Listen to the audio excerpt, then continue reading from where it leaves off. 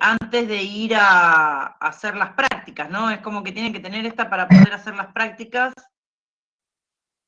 Así que, bueno, para los que no son técnicos de laboratorio, esta materia es como que es el puntapié inicial. Ahí está. Paren que tengo que ubicar las pantallas, está en grande. Así que...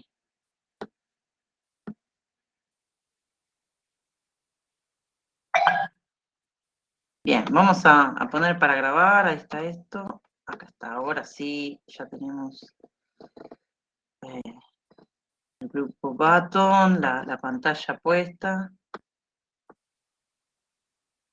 Bien.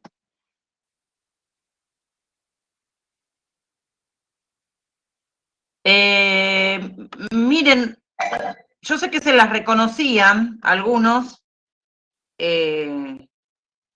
y otros no, porque vamos a ver otra, o sea, hay otras cosas que vamos a ver. Exactamente. Ahora vamos, o sea, ustedes piensen que acá hay algunos de ustedes que son técnicos de laboratorio y otros que no son técnicos de laboratorio. Entonces, ¿qué ocurre? Los que son técnicos de laboratorio, bueno, van a tener que hacer prácticas, que ya van a hablar con Silvia Birdebaum con respecto a eso, ella se va a encargar de eso, pero para los que no son técnicos de laboratorio, la verdad las prácticas comienzan con haciendo lo básico del laboratorio. Entonces, algunos van a ver cosas, van a decir esto es muy básico, y otros van a ver que es wow, un mundo totalmente nuevo, como wow, estoy en otro planeta. Entonces, bueno, tenemos que abordar todas las condiciones de cada uno de ustedes. Empezamos, como les decía, con la etapa preanalítica y vamos a ir pasando a la etapa posanalítica en breve. Así que vamos a iniciar grabación. Ahí está. Sí, sí, gracias, ahí estamos. Ahí tengo en el chat. Empezamos la grabación. Y bien. Bueno, la etapa preanalítica. Habíamos visto que, que esta etapa iniciaba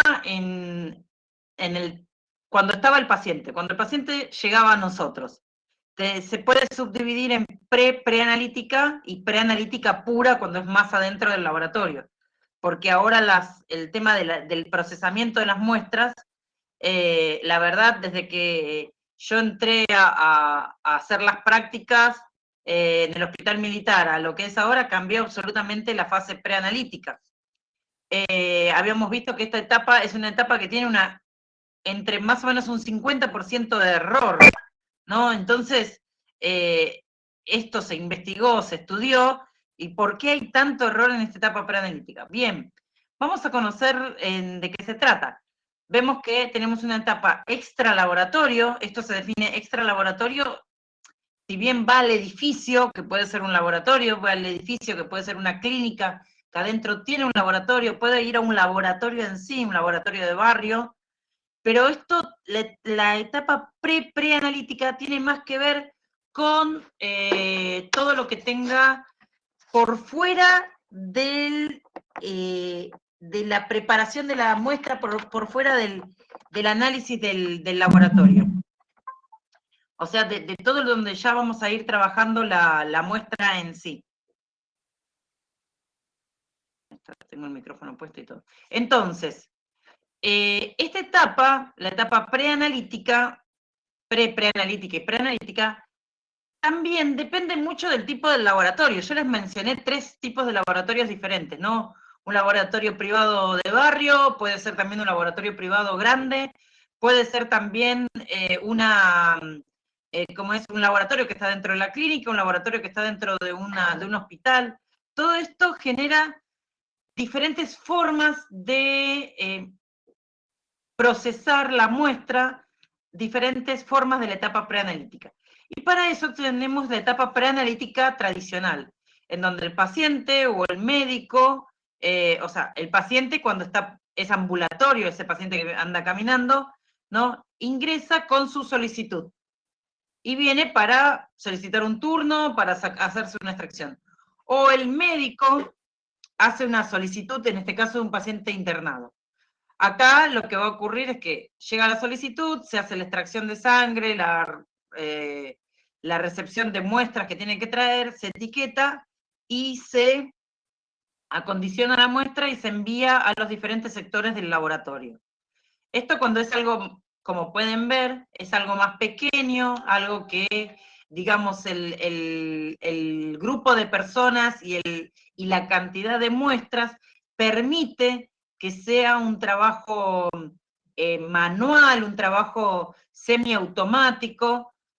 Básicamente todos los laboratorios ahora ya cuentan con un sistema informático. Primero porque las computadoras se hicieron un poco más accesibles, los sistemas informáticos se hicieron mucho más accesibles, y además de facilitar la recepción del paciente y demás, hace a lo que se llama trazabilidad, poder seguir el historial del paciente, ¿no? Entonces, además de brindar un informe prolijo y enterito, que lo vamos a ver en la etapa post-analítica. Pero después tenemos también otros centros que son ya, su volumen es mucho mayor, la cantidad de pacientes que circulan es mucho mayor, y también esto hace que el flujo de muestras sea mucho mayor. Así que ya se necesita todo un sistema informático en donde, si bien la extracción, todavía la extracción de sangre sigue siendo manual, no tenemos robots, aunque en otros países hay robots que traen sangre, pero por el momento acá en Argentina no. Ya los estudios ya no se hacen con una orden papel, sino que ya se hacen con una orden en el sistema. Por ejemplo, en el hospital que yo trabajo, está todo digitalizado, se trata que sea un hospital libre de papel. Sí, nosotros somos más baratos que los robots, totalmente, Diego, sí, es verdad. Pero bueno, a veces hay gente que prefiere más los tratos con las máquinas que con el ser humano. Entonces, viste, le sale, entre obra social y demás, le sale más barato un robot, excepto cuando se rompe.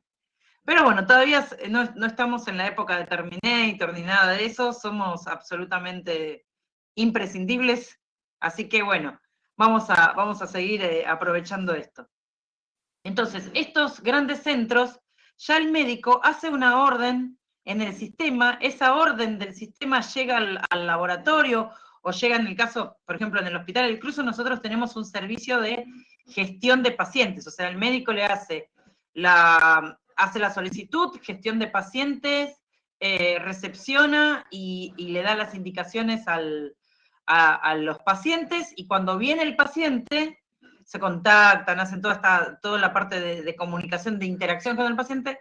Cuando el paciente llega, se anuncia, y esa información confirma su turno, y esa información viaja a nuestro sistema.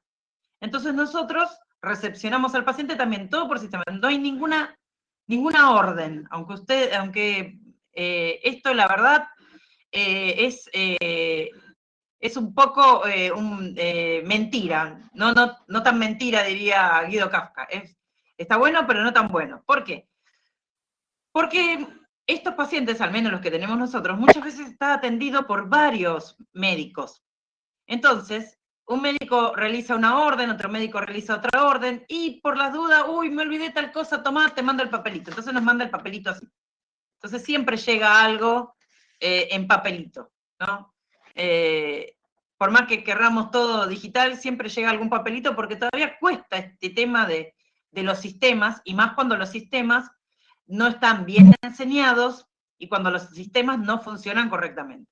Entonces, bueno, mis compañeros por pantalla tienen en el bots de extracciones tienen una pantalla, llaman a los pacientes, no lo llaman ellos así, Susana Torio, no lo llaman así, sino que tienen un llamador, hay una pantalla con un llamador, entonces ellos recepcionan al paciente y ahí le sacan sangre, le dan el alta y la baja al paciente, y todo va por sistema, todo está digitalizado, y ahora les voy a mostrar el aparatito que tenemos que separa los tubos también. Entonces estamos muy automatizados, muy tecnologizados.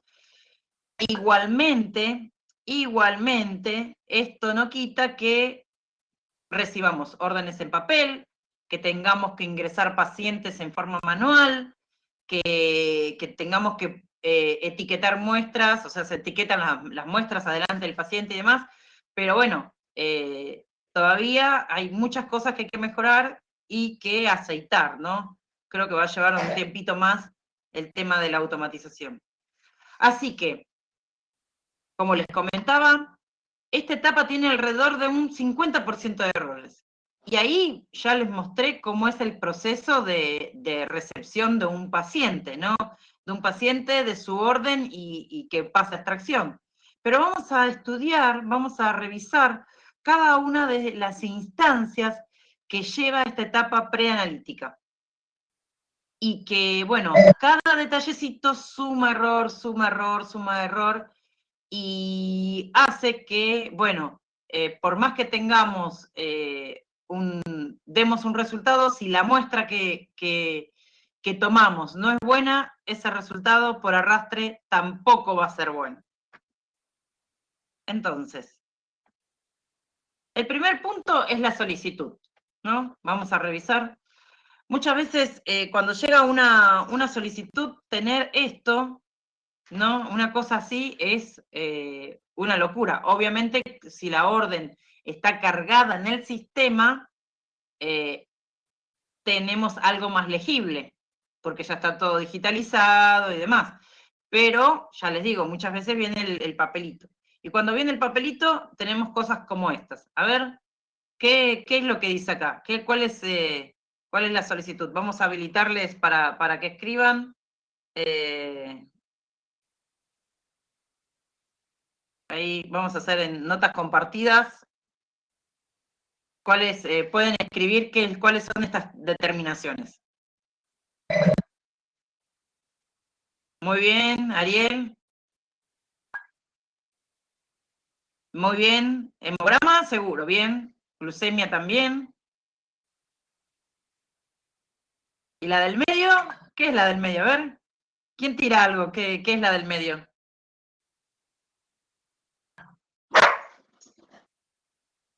Puede ser coagulograma. La segunda es difícil, ¿eh? Tengo una acá que, miren, estaba buenísima.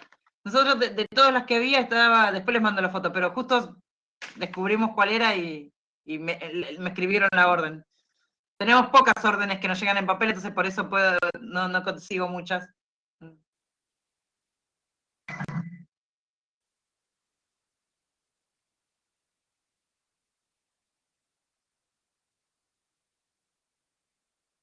Estamos, esta todavía la segunda, no sé, a ver, me dicen glucemia, además, colesterolemia, y ahí andamos, para mí es colesterolemia, pero con mucho cariño hay que interpretar qué es colesterol. Puede ser también coagulograma, ¿no? Que aunque la G, uno empieza a decir, bueno, a ver, si la G de glucemia la hizo así, allá no hay una G, entonces no, pero puede ser que haya hecho la G como el hemograma. Ven que acá, vamos a, el punterito donde anda.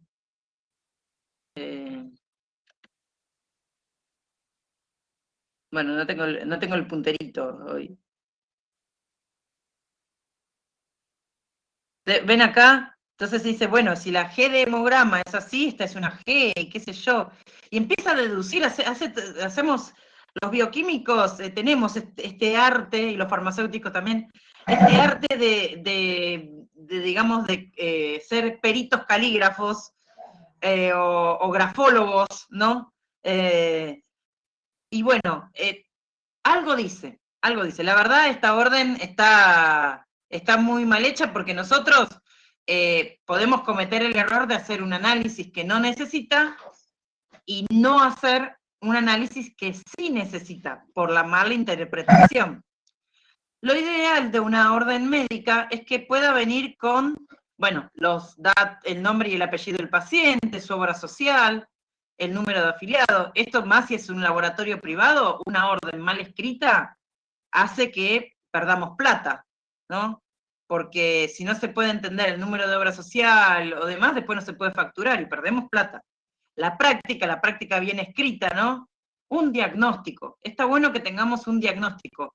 lamentablemente en el laboratorio exactamente, muy bien, Jimena, también con el diagnóstico uno empieza a ver, le dice control de diabetes, control de hormonas, entonces uno empieza a descifrar, sí, bueno, entonces en el perfil está control metabólico.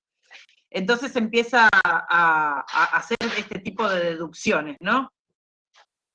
Y la verdad perdemos mucho tiempo haciendo deducciones y podemos llegar a cometer grandes errores. Y como bien dicen, dice Vanessa, si estamos en el hospital, comunicarnos con el médico.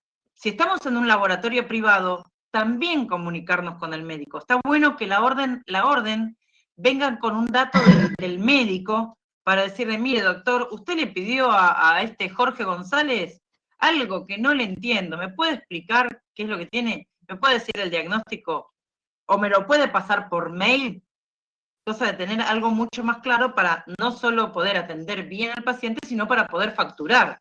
No, la verdad hay que comer, chicos, ¿qué le vamos a hacer? Entonces, tenemos que buscar de comunicarnos. Y una cosa que les digo, por favor, no publiquen en Bioquímicos de Argentina con mayúscula, con minúscula las órdenes médicas, porque a veces da vergüenza que agarran y publican en estos dos Facebook. Rodolfo, Matilde, se van afuera. En estos dos Facebook, las órdenes médicas me ayudan. No, por favor, no lo hagan porque es medio papelón. Entonces, esta sería una orden de médica correcta, en donde tenemos todos los datos y que podemos, faltaría el teléfono del médico, pero muchas veces las órdenes de los médicos vienen con la dirección y demás y podemos comunicarnos. Y también, a veces, bueno, el tipo de paciente que tenemos nosotros lleva a que tenga el teléfono del médico y cuando pasa algo nosotros les decimos, ¿tiene el teléfono de su médico? ¿Puede contactarse? Entonces le pedimos mismo al paciente que se contacte o que el médico que le avise que nos llame a nosotros y demás. La comunicación es fundamental para poder brindar un buen servicio, para brindar un buen resultado. Y después entramos con lo de la preparación del paciente, ¿no? Recibimos la solicitud y de acuerdo a la solicitud tenemos que decirle al paciente qué es lo que tiene que hacer. Y acá es todo un tema, porque en el laboratorio de análisis clínicos tenemos un montón de análisis y hay varios análisis que requieren particularidades y que muchas veces frente a una misma solicitud no se pueden hacer todo junto, ¿no? Entonces, el ayuno. El ayuno lo ideal son 8 horas. Ya lo van a estar estudiando cuando vean lípidos. La Sociedad Argentina de Lípidos estableció en Argentina y a nivel internacional un nuevo patrón de ayuno, ¿no? Ustedes, para los que son técnicos del laboratorio, saben que el ayuno cuando se hace colesterol, triglicéridos, colesterol HDL, colesterol LDL, toda la parte de lípidos, se dice de 12 horas. Pero ¿qué ocurre? En la vida cotidiana que tenemos nosotros, son muy pocas las personas que realmente hacen 12 horas, no 12 horas de ayuno en el sentido de para hacerse análisis clínicos, sino 12 horas de ayuno en su vida diaria. Nosotros, el argentino, es de acostarse tarde, trabajar mucho, estar mucho tiempo mirando series o reunidos con familia, con amigos y demás. Entonces, no hace 12 horas, no es que se va, come cena a las 6, 7 de la tarde y se va a dormir y se levanta a las 6, 7 de la mañana. No. Es larguero, es como la calle Corrientes, ¿no? Tiene luces toda la noche. Entonces, bueno, es irreal pedirle a un paciente 12 horas de ayuno para que después su colesterol le dé, entre comillas, hermoso y maravilloso, y resulta que su vida diaria no es así. Su vida diaria no es así. Entonces, ¿qué pasa? Está bien, hizo 12 horas de ayuno y se le encuentra el colesterol alto, el médico medica con ese valor, ¿no? Con ese valor de esas 12 horas ficticias. Pero si el paciente le muestra su realidad, que se va a dormir 11, 12 de la noche, y que a la noche se come un churrasco y demás, cuando va a sacarse la sangre con 8 horas de ayuno, tal vez ese colesterol es mucho más alto que con las 12 horas de ayuno, y ahí es donde es la realidad del paciente, es la vida diaria del paciente, y es donde se puede actuar y medicar de una manera más correcta o darle las indicaciones al paciente para su dieta. Así que la sociedad de lípidos, que se llama la SAL, lo que hizo es decir, bueno, para todos los pacientes, 8 horas de ayuno. 8 horas de ayuno, y si el paciente tiene triglicéridos altos, hay que pedirle nueva muestra con 10 horas de ayuno. Y ese paciente, obviamente, ficharlo en el laboratorio, buscar la manera de hacerle el seguimiento, cosa que cada vez que venga, siempre haga 10 horas de ayuno. Aquellos pacientes que tienen antecedentes de hipertrigliceridemia o hipercolesterolemia, ya indicarle que tiene que venir con 10 horas de ayuno. Claro, ese es el clásico. Mi abuela hacía eso. Mi abuela decía, bueno, me tengo que hacer análisis, vamos a ponernos en orden, y era una pinturita 15 días antes, una pinturita. Entonces, exactamente, ahora cambió. Hay otros países que directamente hacen análisis sin ayuno. O sea, la persona se va a dormir, al otro día se levanta y va a hacerse análisis de sangre cuando lo necesita, ¿no? Obviamente cuando está indicado. Entonces con ese ayuno va a hacerse análisis. Siempre la extracción de sangre tiene que responder al ritmo circadiano. Tiene que ser entre las 7 y las 10 de la mañana. Ahí es donde está el ritmo circadiano estable, como para poder evaluar la fisiopatología bioquímica del paciente. Eso es lo ideal. También hay que tener en cuenta que los hábitos alimenticios del argentino y del mundo han cambiado mucho. O sea, mucha gente está siendo vegana o vegetariana, y eso también hay, como bioquímicos, tenemos que empezar a pensarlo, a estudiarlo, para ver cómo hacemos los análisis clínicos, porque está afectado por la alimentación, está afectado por el descanso, ¿no? el estrés y demás. Entonces, como bien decía, otro de los puntos es el descanso previo. Hay análisis, por ejemplo, todo lo que tenga que ver con cortisol, prolactina, tienen que llegar al laboratorio y quedarse quietos, tranquilos, esperando alrededor de 30 minutos para que toda esa carga de estrés, que puede ser un estrés generado por el viaje o por la situación de hacerse análisis, de estudiarse, lleva a la persona que se ponga mal. Entonces todo eso tiene que acomodarse, estar 30 minutos previo a la extracción, tranquilo, sereno, y luego pasar a la extracción para poder evaluar qué es lo que le pasa al paciente en una situación estable. Y, claro, Lucas, sí, a veces la situación de 8 horas suele ser como es, todo tiene sus puntos grises, ¿no? Porque sabemos, yo ahí sigo la teoría del Dr. House, que el paciente miente. Por miedo, por querer sacarse la situación de encima, por esto que hablábamos recién, ¿no? Que semanas previas se pone a hacer toda una dieta para que le salga todo bien. Bueno, es parte de la educación que nosotros también tenemos que hacer hacia el paciente. Explicarle que, bueno, que queremos evaluarlo y que, bueno, es parte de los análisis clínicos, la preparación previa para darle buenos resultados y que esto ayude en el diagnóstico temprano de posibles patologías que se pueden solucionar tal vez con actividades o dietas o cosas muy sencillas. Entonces, otro de los puntos que tenemos son las pruebas bioquímicas. Hay pruebas bioquímicas, ya lo vamos a estar viendo, como la prueba de tolerancia oral a la glucosa. Hay otras que se llaman treleas, test de arginina, que son ensayos en donde ya hay que aplicarle una medicación, en algunos de ellos una medicación al paciente y sacarle sangre cada 1 hora. Entonces, esto también implica toda una preparación del paciente. Decirle al paciente que tiene que venir al laboratorio, quedarse tranquilo, traerse un libro, o quedarse mirando la tele, si tenemos tele en el laboratorio, ¿no? Entonces, esto, decírselo en el momento que el paciente tiene la solicitud, es ayudar a que los análisis se hagan bien. Mira,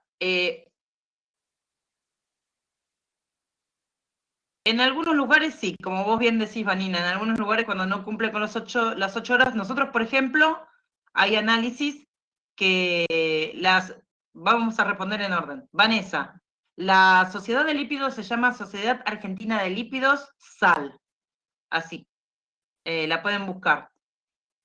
Vanina, mira, nosotros tenemos pacientes que no cumplen con el ayuno y que tal vez el médico necesariamente no es la glucemia el análisis principal que necesita, ¿no? Para poder evaluar el paciente. Tal vez necesita toda la función renal o nosotros tenemos muchos pacientes trasplantados, entonces necesitan más evaluar la parte de trasplante y demás.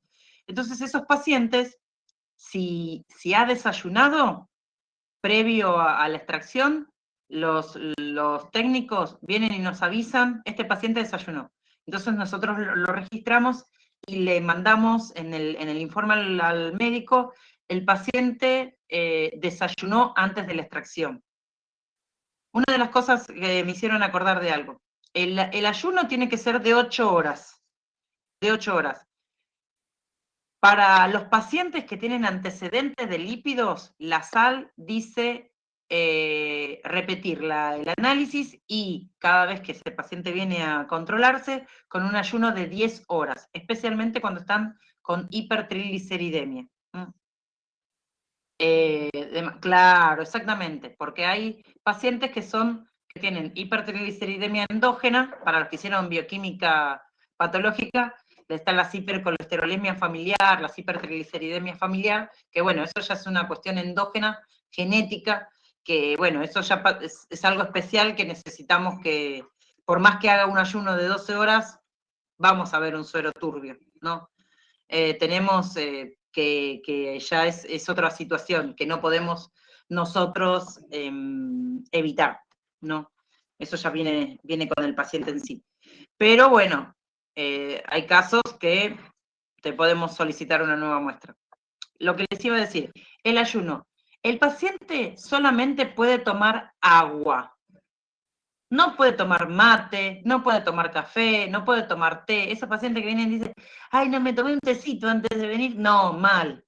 Porque el té, el café, el mate, tienen mateína, cafeína, y estos componentes, estas moléculas, hacen que los valores de glucemia estén aumentados. Aumentan los valores de glucemia. Entonces el paciente te dice, bueno, pero puedo tomar algo de venir, porque yo si no tomo nada, sí, tomate un vaso de agua. Podés tomarte un vaso de agua y venir al laboratorio tranquilo, pero nada de ningún tipo de infusión, porque cualquier infusión altera los valores especialmente de la glucemia y hay otros analitos también. Claro, Vanessa, exactamente. Igual me parece que pedir una BDRL por guardia, desde ya te voy diciendo que es bastante difícil, pero sabemos que en ciertos lugares, en los laboratorios de guardia hacen todos los paneles y no se dedican a la urgencia. Es así, es parte de, bueno, de los consensos que se hacen y que, bueno, nos lleva a que informemos mal, o que podamos cometer errores de informar mal.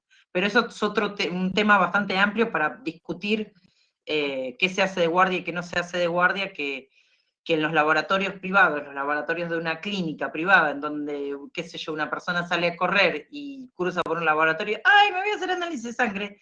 Y donde el laboratorio factura, bueno, son cosas que pasan. Pasan a las 14 de la tarde, a las 2 de la tarde a hacerse análisis. Y bueno, sin ayuno y sin nada. Entonces, eso es medio raro. En un público, una BDRL, en un laboratorio de guardia, es un poco difícil. Ahí habría que ver qué protocolo hay. puede ser en caso de embarazo. Otro de los puntos a tener en cuenta son las muestras a entregar, ¿no? Con las indicaciones que nosotros le demos al paciente, lo que nos trae, revisar qué nos trae, si eso está realmente en condiciones. Desde el laboratorio nosotros, bueno, tenemos a nuestros técnicos entrenados. Igualmente revisamos las muestras de parasitológico, las muestras de orina, tomamos nota de todo para aceptar o no aceptar la muestra e ir y explicarle al paciente, mire, recolectó mal la muestra de orina 24, la muestra del parasitológico la hizo mal, y cosas así para poder hablar y mejorar, ¿no?, en la próxima entrega de resultados. Y ya después del tema de la preparación del paciente, pasamos a lo que es la extracción. Bueno, ustedes saben que, para los que son técnicos, la extracción siempre se hace del brazo, porque es la zona más cómoda para poder realizar la toma de muestra. Básicamente siempre se utiliza la vena cefálica o la cubital media o la basílica. De la basílica ya está más abajo, es un poco más difícil. Está en una zona un poco blanda que puede generar un hematoma.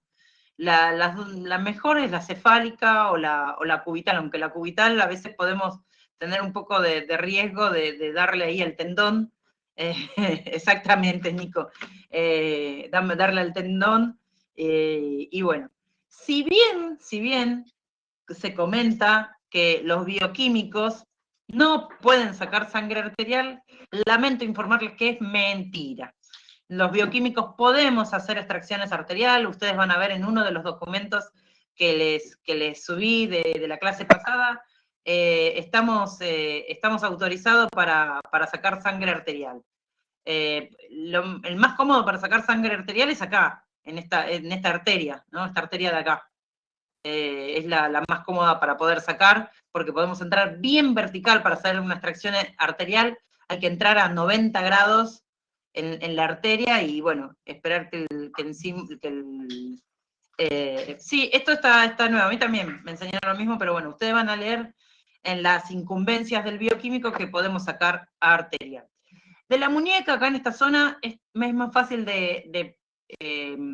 ¿cómo es? Sacar arterial porque se palpa mejor, pero al tener el cartílago, ahí los tendones y demás, a veces es un poco riesgosa, pero acá en la muñeca, preferentemente entrar en vertical, y acá en el brazo podemos entrar a 45 grados tranquilos, puedo entrar vertical o a 45 grados que se saca re bien. Así que los bioquímicos, sí, sacamos, cuando hay necesidad, sacamos arterial. Y como bien decían, muchas veces podemos sacar de la mano, de la parte de la mano, podemos sacar bueno, a veces en la internación se saca femoral, se saca de la pierna, se saca de dónde viene. La verdad, he sacado sangre de todos lados. Marina puede ver que es una genia sacando sangre, le ha sacado sangre a mi sobrinito, así que de baby, así que se saca de donde se puede, porque lo que necesitamos es la muestra. Esperen que Matilde está un poco nerviosa, la voy a sacar y ya ven. Ahí está, ya se acostumbró. Le digo que se pone nerviosa Matilde. Bien, siempre en la extracción tenemos que corroborar la identidad del paciente. No vale decirle, hola, usted es Juan González, DNI tanto, porque los pacientes, con los nervios, con el cansancio, con qué sé yo, todos te dicen sí. Y terminamos sacándole a García como González y a González como García. No. Siempre hay que preguntarle al paciente, buenos días, ¿cuál es su nombre? ¿Cuál es su apellido? ¿Cuál es su nombre? Dígame su DNI. Siempre el paciente es el que tiene que decir sus datos. Después nosotros le decimos, hola Juan, ¿cómo está? Y demás. Y ahí es donde empezamos a preguntarle las condiciones del paciente, ¿no? Preguntarle si está en ayunas, ¿m? Porque nosotros, como les decía, yo sigo la teoría del Dr. House, que el paciente miente. Entonces, ¿está en ayunas? Y el paciente va a decir, sí. ¿a qué hora fue la cena? Y ahí te dice a las 4 de la mañana, y son las 7 de la mañana. Entonces vos decís, no, no está en ayunas. Pues siempre hay que hacer como la pregunta ida y vuelta. Entonces eso ayuda a darles... ¿Y cómo juntó la muestra de orina? ¿Trajo la muestra de orina? Sí, la traje. ¿Cómo la juntó? Y lo dejamos a él que cuente, que hable. Mientras tanto se va acomodando, lo ponemos cómodo, y se delatan, se empiezan a poner nerviosos. Siempre hay algo que los delata, pobres. Y no, lo que pasa es que se me escapó un chorrito. Y no, pero... así. Entonces...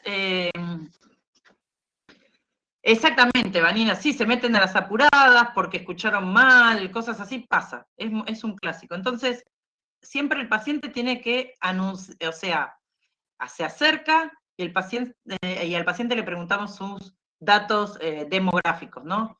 Y ahí recuerden siempre preguntarle las condiciones del paciente. Mientras van acomodando el material, van haciendo que se sienta, además, le van preguntando las condiciones. Y siempre, bueno, ustedes van a ser bioquímicos, ¿no? Ustedes no van a estar en la parte de extracciones, pero para los chicos que no son técnicos, que van a ir a hacer las prácticas y demás, cuando estén, pues van a tener que aprender a sacar sangre, esto ténganlo en cuenta, ¿no? Seguramente en el lugar en donde vayan a hacer las prácticas, también les van a dar sus indicaciones, en mayor o en menor medida, ¿no? Todo depende del laboratorio. Ustedes asegúrense de verificar la identidad del paciente y las condiciones del paciente. Y mientras son practicantes, registren esto y avísenle al bioquímico. Después que el bioquímico haga lo que tenga que hacer, bueno, allá él. Esto, repito, esto lo digo para los chicos que vayan a hacer prácticas, que lo tengan en cuenta. Pero es una buena práctica tener las condiciones del paciente. A nosotros nos ayuda mucho cuando nos dicen, mirá, le saqué a los pacientes internados, le saqué justo de la vena, en donde estaba ¿cómo es? Marina, ahora no me sale la palabra.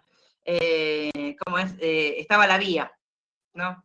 Ustedes saben que se puede sacar sangre a un paciente del mismo brazo que tiene la vía en donde está pasando la medicación, pasando la fisiológica y demás. Se puede sacar, pero para eso hay que cerrar la vía, esperar un rato y después sacarle sangre. Preferentemente hay que sacarle del otro brazo.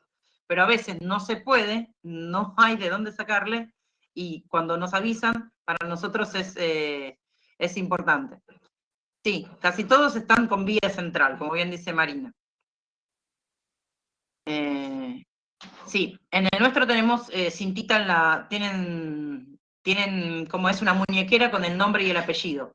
En otros hospitales sé que no tienen ningún tipo de identidad y suele ocurrir un montón de confusiones porque el paciente está dormido, los cambian de cama, dejan el cartelito en la cama, pero al paciente lo cambiaron y sí, uno no los conoce a todos.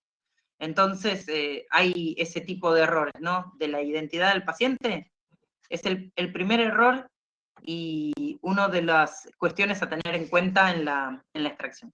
Otro de los puntos que tenemos es el tema del torniquete, el lacito, el ponerle el lazo al paciente. Bueno, este lazo está, como pueden ver en esta imagen, está bastante atado, difícil, ¿no? Cosa que cuando terminamos la extracción, corremos el riesgo de pincharnos, corremos el riesgo de salpicar al paciente, corremos el riesgo de tirar todo para tratar de desajustar ese nudo. Hay un tipo de nudo que se hace y hay unos aparatitos muy lindos que son un poco más cómodos para hacer las extracciones. El tema es que el torniquete, antes de todo el nudo y el demás, no tiene que estar más de 1 minuto puesto, porque esto aumenta el éxtasis venoso, y al aumentar el éxtasis venoso comienza toda la cascada de coagulación, toda la hemólisis de la muestra.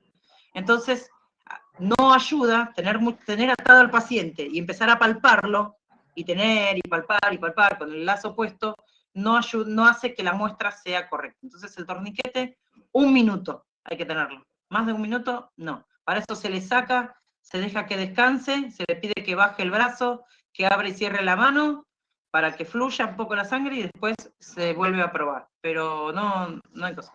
Hay cosas que no se las puedo explicar porque nos llevarían mucho más tiempo y además es más lindo para los que van a hacer las prácticas que no tienen experiencia en laboratorio, que en el mismo momento se los van a estar explicando. Igual les subí un librito que es de todo el tema de extracciones y demás. Vamos ya entonces tenemos la solicitud, el consentimiento, una de las cosas que me olvidaba, ahora después se los digo, el consentimiento informado, todo el tema del ayuno, el descanso, las pruebas bioquímicas, las muestras que no traen, la identidad, las condiciones del paciente, si tomó medicación o demás, todo eso hay que anotarlo. Y vamos a la toma de muestra, hablamos del torniquete, desinfectar la zona, preferentemente, o sea, podemos palpar, desinfectar, si nos quedó alguna duda, volver a palpar y volver a desinfectar. Recuerden siempre de desinfectar la zona, porque podemos dañar al paciente. Esto es peligroso. Vamos con los tubitos.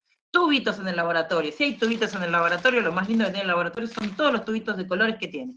Eso es lo más lindo. Y como pueden ver, cada tapita, esto obedece a una regla internacional, a una norma ISO, es del Instituto de Estandarización Internacional, del Organismo de Estandarización Internacional, que hicieron una lista de tapas, aditivos o conservantes, o también llamados anticoagulantes, y para qué sirven y en qué sectores se utilizan. Esto está estandarizado, es así. Todas las empresas de tubitos tienen que utilizar estas tapas a nivel internacional. Ustedes se pueden ir a trabajar a cualquier país que los tubitos van a ser de estos colores. Entonces tienen tapita roja o tapita amarilla o amarronada, ¿no? Celeste, que ahí se ve azul, pero es celeste, créanme. Lila, que el lila está medio gris básico, verde, negro y gris. Bueno, ahí tienen que la tapa roja no tiene ningún tipo de conservantes. El tubo de fluoruro existe, sí. Generalmente se utiliza para, más que nada, las extracciones de glucemia cuando tenés que trasladar muestra. O sea, si hay que hacer una derivación y hay que medir la glucemia, una derivación que lleva un buen tiempo, se utiliza el tubo de fluoruro. Esto ayuda a que la glucemia se mantenga en tiempo. La glucemia en un tubito amarillo, que tiene gel, un aditivo, este gel es un retractante de coágulo, hace que por cada hora disminuya 1 miligramo de glucemia. O sea, baja 1 miligramo de la glucosa en la medición. Entonces, es importante, bueno, cuando vas traslado, algo que es un viaje mucho más largo, hacer un tubo de fluoruro.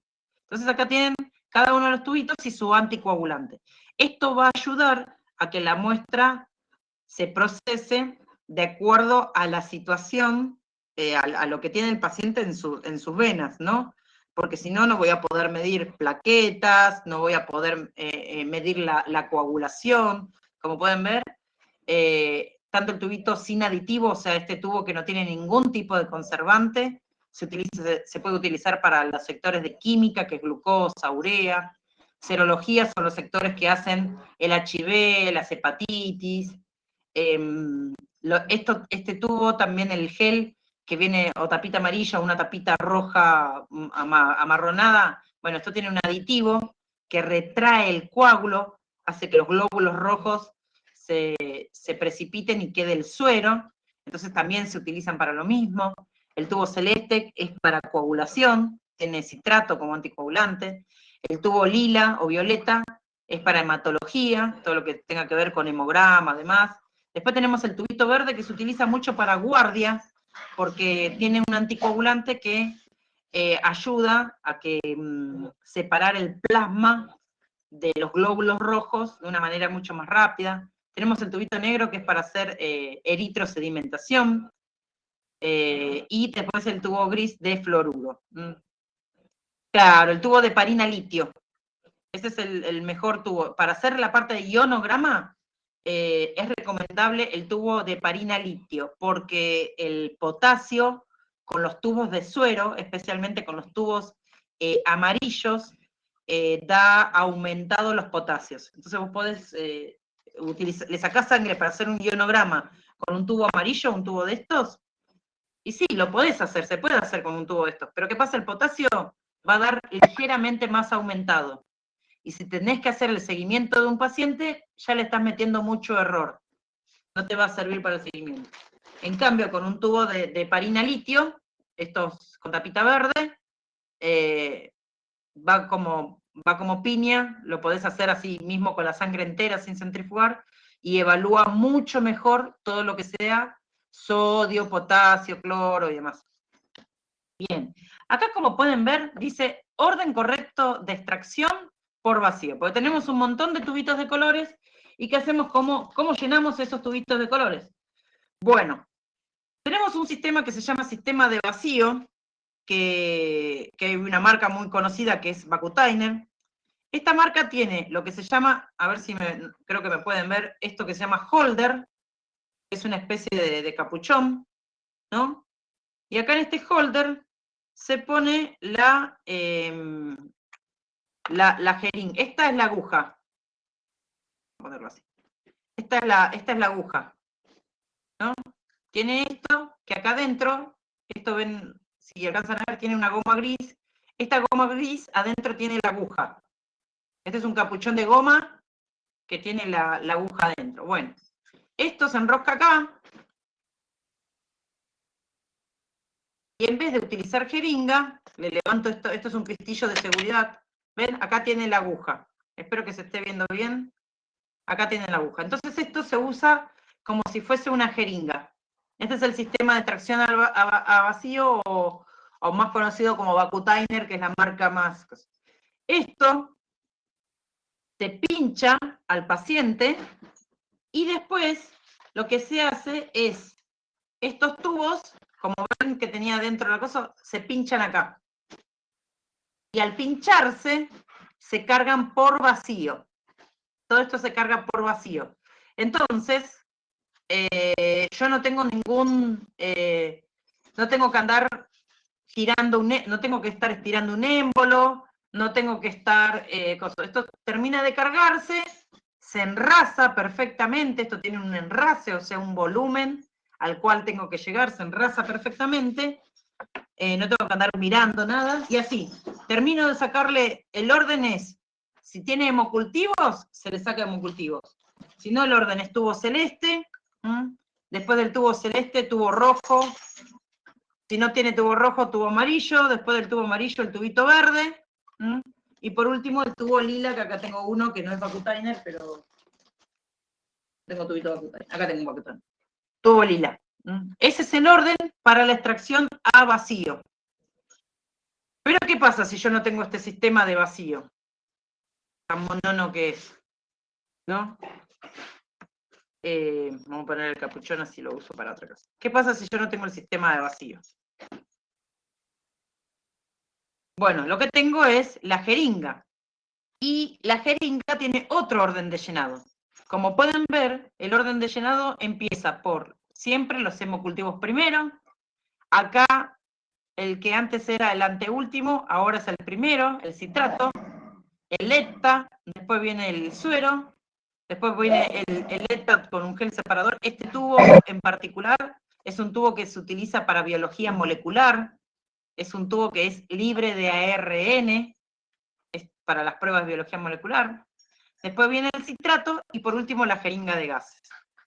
¿Por qué piensan que cambia el orden? Miremos, pensemos un poquito. Este es el orden, era citrato, amarillo, verde, violeta. O sea, citrato, suero, heparina litio y ETA. El violeta tiene ETA dipotásico. ¿Por qué ese es el orden cuando saco con un sistema vacío, y por qué en la jeringa el orden es diferente? ¿Qué se les ocurre? A ver, ¿quién quiere aportar algo de su experiencia?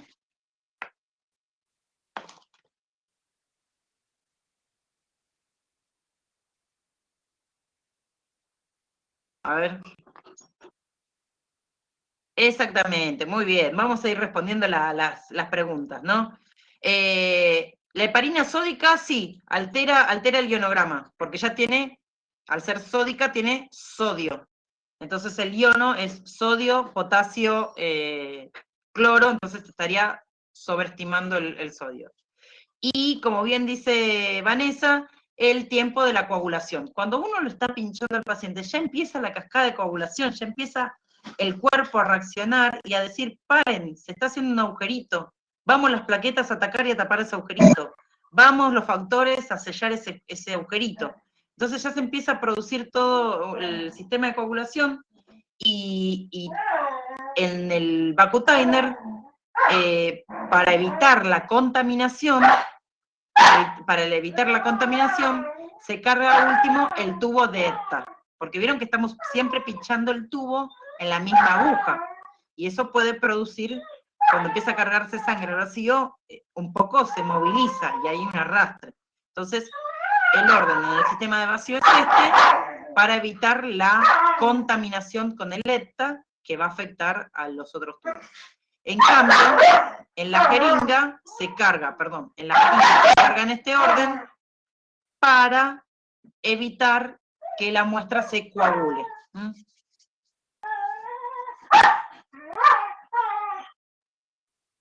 Claro, porque lo sacabas, María Carla, ¿lo sacabas con jeringa? Si lo sacabas con jeringa, sí, el amarillo es el último.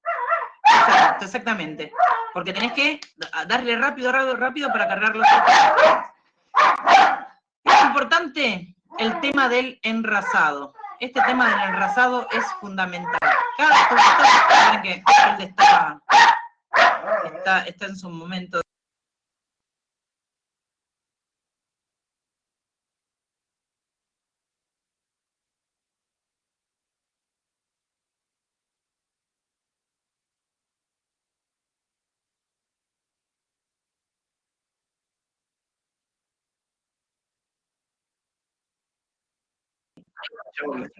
Bien, el tema del enrasado es fundamental. Cada tubito, sí,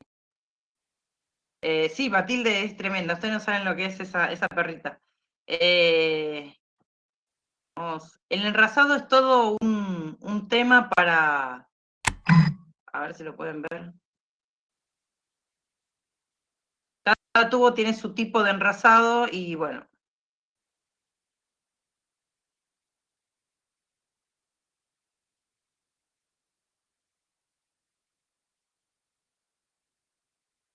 Voy a mostrar esto.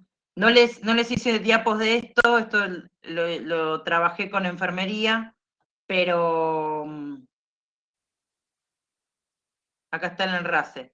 Cada tubito hay diferentes marcas, los códigos de colores son los mismos, pero en el enrase, el tamaño o el diámetro son diferentes. Entonces, por ejemplo, Vacutainer utiliza este triangulito y hasta ahí es el enrase en el caso de cargar con jeringa. Si uno carga al vacío, se carga solo, no hay problema, siempre y cuando el tubo funcione. Este, por ejemplo, tiene la marquita ahí abajo.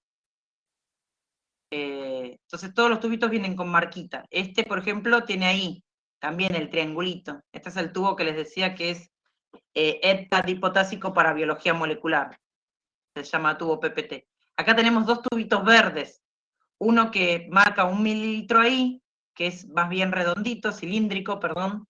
Y este que es tiene una forma más cónica, que lleva 1 mililitro, pero que la marca no está muy bien señalizada, no tiene una flechita, algo negrito, no, sino que tiene un esmerilado, que bueno, hasta ahí es el volumen de 1 mililitro. ¿Y esto por qué? Es importante porque la relación anticoagulante-sangre debe ser la correcta para que la muestra no se coagule. Si yo me paso, se puede coagular la muestra. Ahora, si yo le cargo menos volumen de sangre, ¿qué ocurre? ¿Qué estoy haciendo si le cargo menos volumen de sangre? Después tenemos los tubos celestes, ¿no? Que son los tubos de Vacutainer. A ver, las respuestas, se diluye, exactamente. Si le cargo menos volumen de sangre, se diluye. Acá tenemos este tubo de Vacutainer que tiene la marca acá en celeste. Hay dos tubos de Vacutainer, tiene no solo el triangulito en celeste, sino que tiene un esmerilado acá, que no se alcanza a ver, una especie de círculo esmerilado, bueno, y otros que vienen acá. Entonces, hay que tener, por ejemplo, Vacutainer tiene 2 tubos celestes, este con tubo celeste, tapa celeste así bien celeste, y este es el de 2,7. Hay otra tapita que es un poco más transparente, que tiene 1,8 el volumen que trae. ¿Ven? Este lo marca bien, este se ve bien. Hasta ahí es donde tenemos que llegar con la muestra de sangre. El tubo de ETA es re tramposo, porque si bien tiene un triangulito acá arriba, el volumen está dado es 2 mililitros, y el volumen está dado acá por la mancha blanca o el corte blanco entre la franja violeta, la franja lila. Ahí son los 2 mililitros. Entonces eso hay que, cuando uno va a sacar sangre, ver qué tubos tenemos. Qué tubos tenemos, y con eso vamos a trabajar. Entonces, ahí tenemos 1 mililitro. Bien. Y bueno, volvemos a la diapo anterior, que tiene que ver con la etapa preanalítica.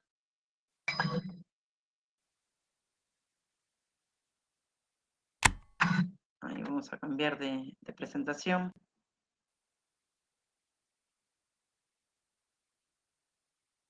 Ahí.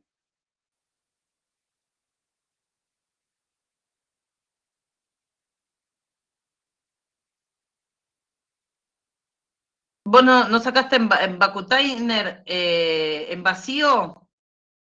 Vacutainer al vacío es un buen método, es muy caro porque ya necesitas un holder, una aguja especial. La verdad, en mi experiencia, Vacutainer o extracción al vacío, porque hay varias marcas, es un muy, muy buen método para pacientes que tienen muy buenas venas. Pacientes que tienen venas difíciles, ustedes imagínense lo que es la extracción a vacío, ¿no? Ustedes pinchan el tubo y eso aspira. Entonces, en un paciente que tiene una vena muy finita, en un paciente en donde sin querer, cuando estás moviendo, cuando estás pinchando el tubo en la aguja del holder, te metiste, lo pinchaste más, o sea, te metiste más profundo, podés reventar vena, todo. Entonces, en los pacientes que tienen buena vena, el Vacutainer es una joya. Ahora, los pacientes con venas difíciles es bastante complicado. Ellos tienen un sistema que es mariposita, una mariposa, que es una aguja muy finita, con una manguerita, que eso también ayuda en la extracción. Sí, deja moretones y demás. Voy a ver, hay un curso, no sé si cuando se abra la presencialidad, la gente de Vacutainer se ofrece a dar clases en la universidad, entonces pueden ir a tomar un curso de Vacutainer para los que no saben. Todos los tubos, ya sea que saques con jeringa o que saques con el sistema de vacío, siempre hay que homogeneizarlos. Para homogeneizarlos no vale la coctelera, me pongo boliche a la noche, no vale el coso, sino que hay que ponerlos en horizontal y suavemente hacer el homogenizado. ¿Cuántas veces? Bueno, cada tubito tiene sus inversiones recomendadas. El celeste de 3 a 4 veces, el amarillo 5 veces, el verde de 8 a 10 veces, el lila o violeta de 8 a 10 veces. Esa es la manera que tenemos para... Claro, exacto, Vanina, usás la mariposita.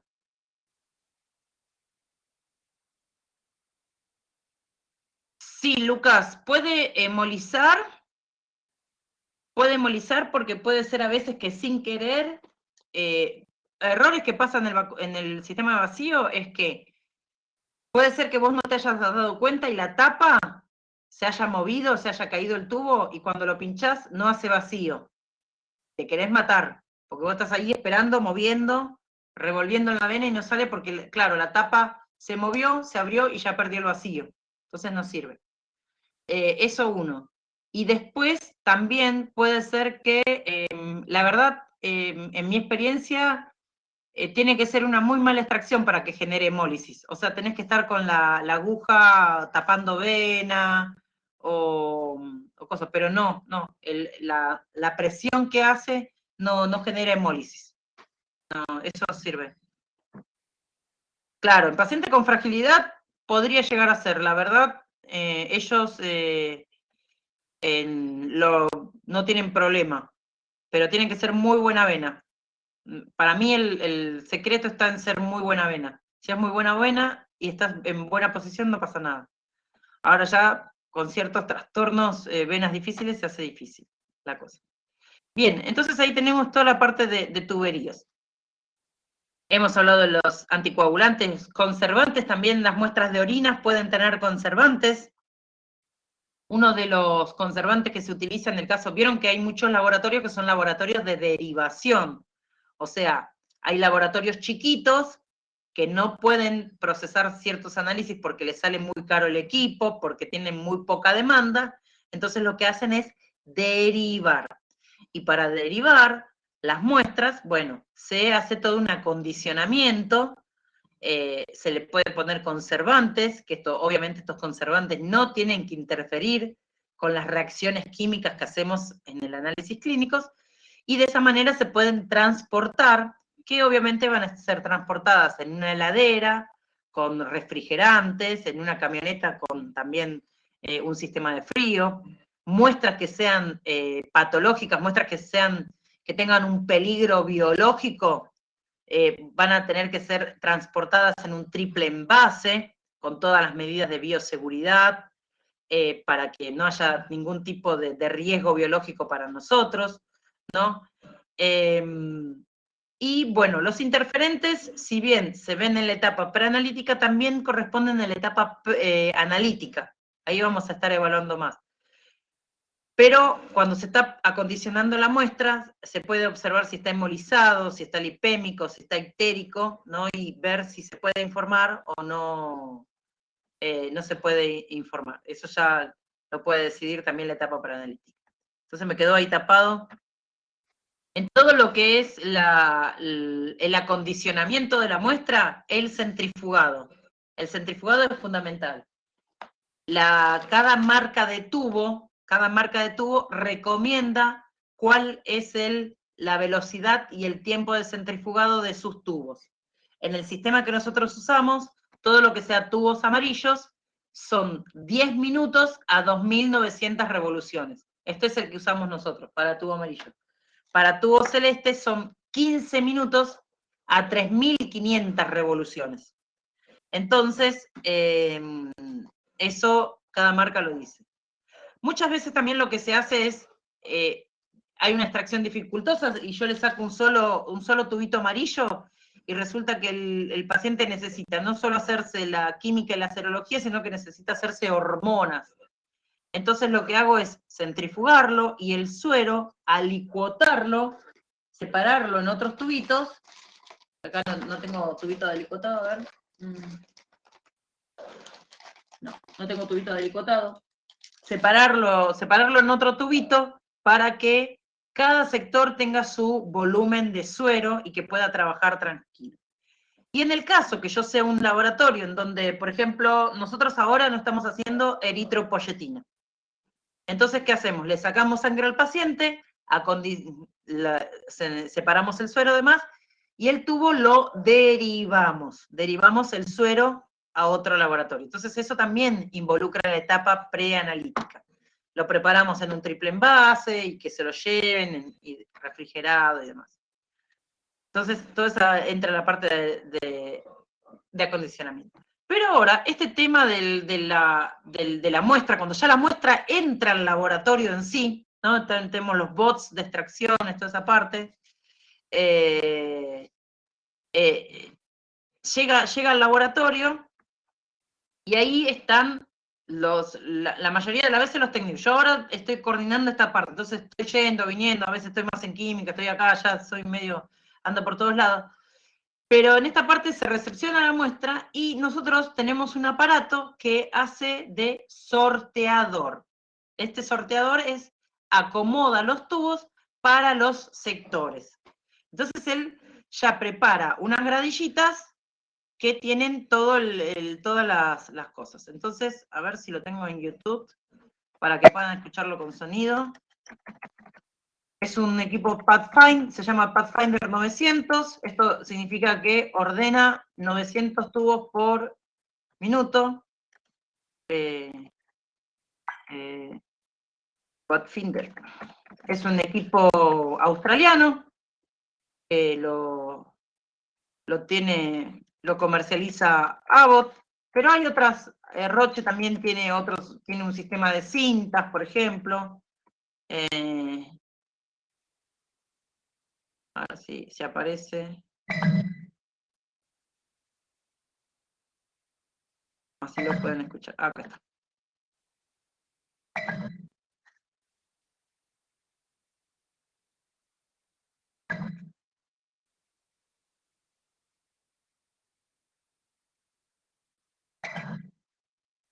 Ahí está.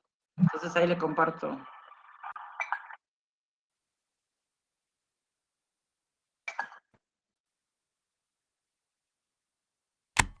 Ahí le comparto el equipito para que lo vean qué es lo que hace.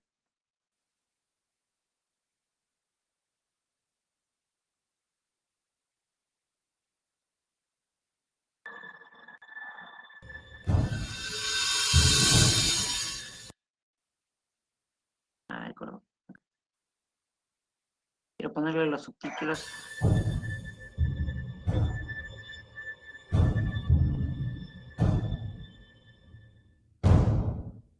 The Pathfinder 900 Plus is a high-speed robotic system for automating the processing and management of sample tubes in a pathology laboratory.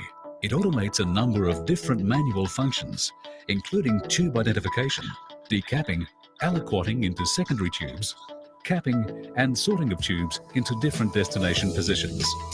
Automating these tasks increases productivity by optimizing the workflow in the laboratory, by decreasing sample turnaround time, and by reducing the incidence of lost or misplaced tubes.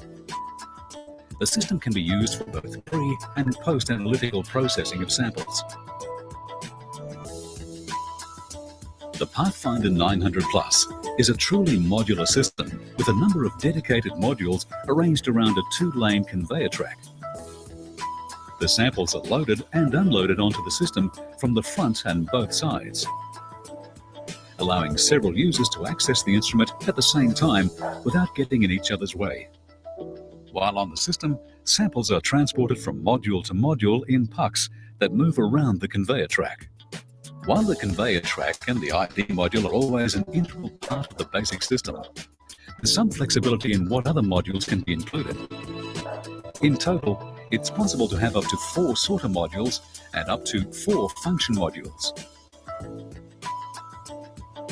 If aliquoting is required, the system will require a secondary tube preparation module and an aliquot module, which represents 2 of the available function modules.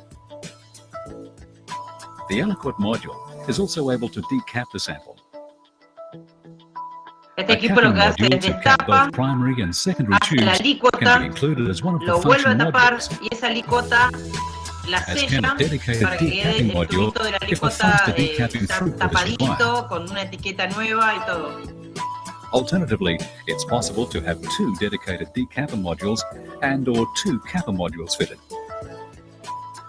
What makes the Pathfinder 900 Entonces Plus después attractive acomoda, as an bueno, automation esto va solution para hematología, is its esto va para complete química, flexibility esto va para in the way it can be serología, esto va customized to any para laboratory. proteínas, Its esto high va sample para throughput orinas, to pues se meet the pueden most poner demanding todos los tubos del workload, laboratorio. its compact size, and Entonces its lo operator-friendly lleva, design. acomoda todos los tubos. Uno le tira los tubos ahí y él se encarga de hacer todo, de distribuir, hacer toda la distribución de los tubos. Es un bichito interesante, ¿no? Es esas cosas que, bueno, facilitan mucho el trabajo. La verdad, en un comienzo teníamos un poco de miedo, ¿no? Porque decíamos, ¿qué va a pasar? ¿Cómo va a interaccionar? Sin embargo, ¿cómo es? Resultó muy, muy buen equipo. Y ahora cuando no funciona, la verdad lo extrañamos. Pero bueno, tenemos el gusto de poder tenerlo. Sé que la Suiza lo tiene y no me acuerdo quién más lo tiene. Entonces, dentro de la etapa preanalítica hemos visto diferentes instancias, yo les di las palabras claves en cada una de las instancias, y pueden observar en este cuadro, en donde se puede ver diferentes tipos de errores, ¿no? El ayuno, el éxtasis venoso prolongado, la flebotomía, van a ver en los textos, se denomina la extracción de sangre. La exigencia incorrecta, o sea, esto en el sentido de darle las indicaciones, tiene que hacerse un análisis de cortisol y le saco a las 11 de la mañana, cuando es un análisis, ya lo van a ver en hormonas, es un análisis que tiene que sacarse a las 9 de la mañana, ¿no?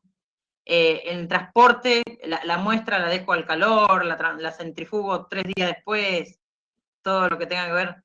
Esos son los errores más comunes que podemos observar dentro de la etapa preanalítica. Como bien les decía, una muestra mal extraída nos asegura, una muestra mal tomada, una preanalítica mala, nos asegura un mal resultado. Es así. No vale procesar una muestra si viene mal. Si viene mal, más vale repetir que andar emitiendo un resultado que no tiene nada que ver y que ayude. Exactamente. Es todo el conjunto, ¿no? Esto, como bien veíamos el otro día, el 70% de las decisiones clínicas pasan por el laboratorio.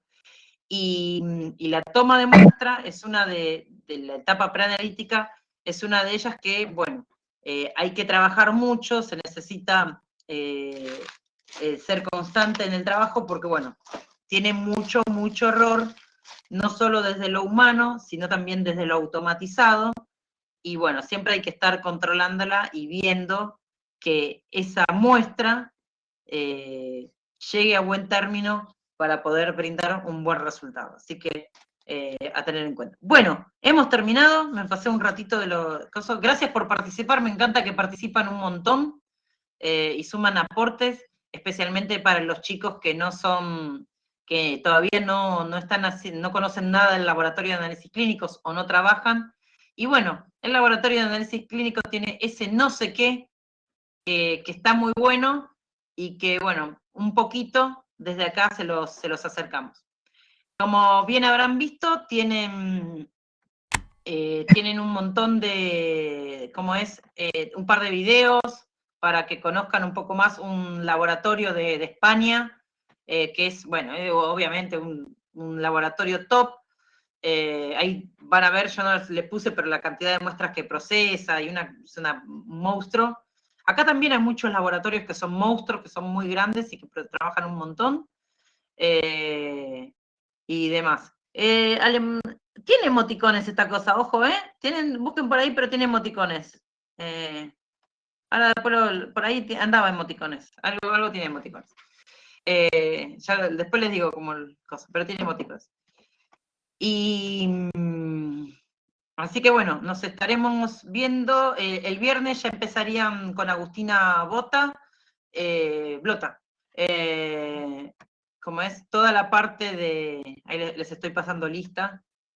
Esto está buenísimo, les paso lista así con el chat, está genial. ¿Cómo es? Con Agustina estarían empezando el viernes, esa se va a comunicar con ustedes. Tal vez figure como mi usuario y demás, porque, bueno, le está saliendo el nombramiento de la universidad, así que cuando ella tenga su nombramiento va a salir con todas las clases. La clase que viene empezarían con orinas.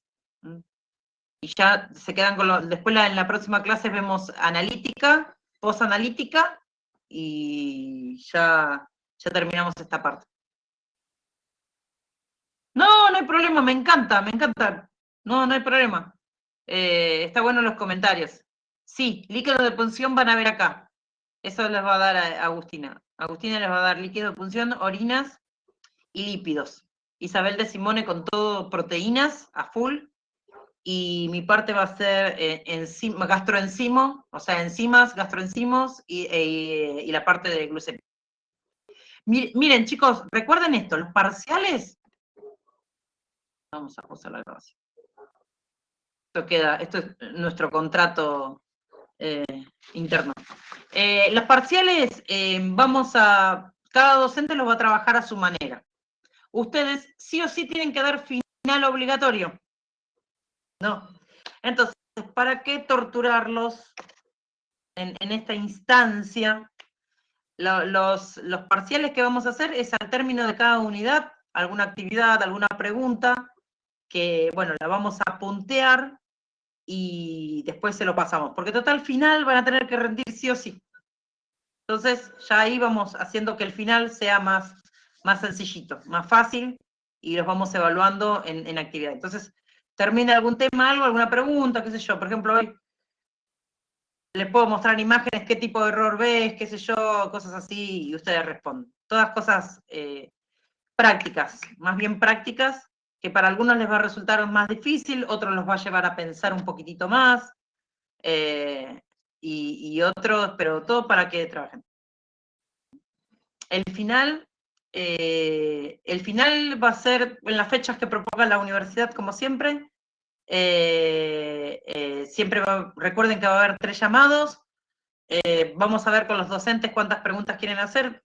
Mi propuesta va a ser de 10, 15, no más de eso, porque vamos a hacer muchas actividades prácticas en donde los vamos a estar evaluando en el resto. Muy bien, Lucas, ahí encontró caritas. Está.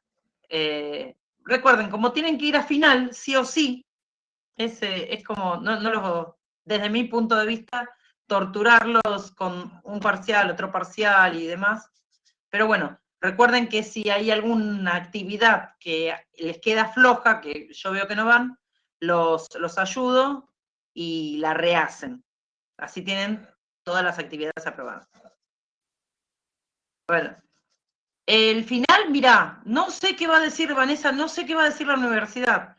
Por el momento no nos dijeron nada de presencial. A mí me preguntaron en dónde vivo, si estoy vacunada, si tuve COVID, si me manejo en transporte público, cosas así. Entonces no dijeron absolutamente nada. No sé qué puede llegar a pasar. Así, estoy en la misma incertidumbre que ustedes, porque si pasa algo, yo también me tengo que organizar al igual que ustedes. Exactamente, vamos a seguir cursando con pantuflas y con el mate al lado y abrigaditos en casa. Mira, cada docente evalúa de una manera diferente. Sí, tanto Isabel como Agustina que se incorporó al plantel, como yo, ninguno los queremos matar. O sea, no tenemos ánimo de andar asesinando gente, no nos gusta la sangre, no nos gustan nada de esas cosas. Sí nos gusta que aprendan y, como les digo, lean. Yo les pongo cositas, pero lean. Ahora es un tiempo, en análisis clínicos, es un tiempo que ustedes tienen que analizar.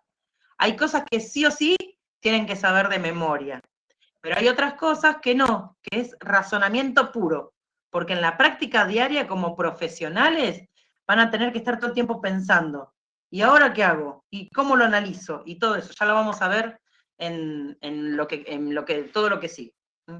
Exactamente.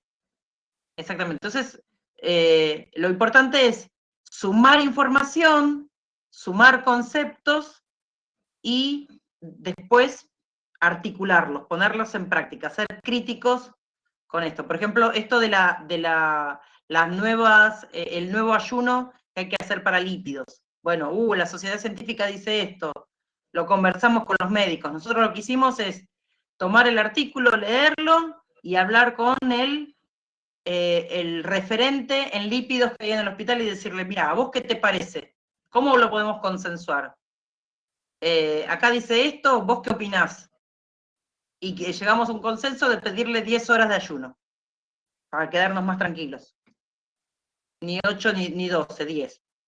Pero eso es consenso y hablar, y es parte de nuestra profesión, el estar marcando, dando nuestra impronta para trabajar para el paciente. Recuerden, trabajamos para el paciente. Así que, exactamente, mucho criterio. Bueno, chicos, los dejo. Estamos en tiempo y forma, así que ahora les hago una pequeña actividad para que vamos viendo esta cosa muy sencillita para que trabajen. Hasta el lunes. Chau, chau.